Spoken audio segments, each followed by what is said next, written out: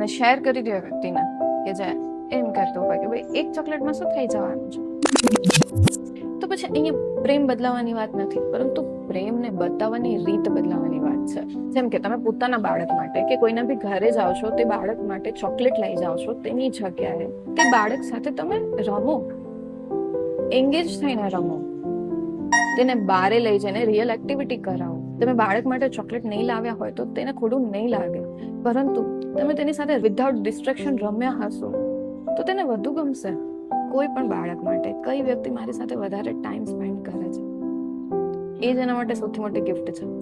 સો sugar કોઈ villain નથી, પણ જો આપણી દરેક ખુશી, દરેક સેલિબ્રેશન, દરેક પ્રેમ અને દરેક ઇનામ as a gift, chocolate, sweets, cakes આ બધાથી જોડાઈ ગયેલી હોય તો અહીંયા તમારે થોડોક તો વિચાર કરવાની જરૂર છે.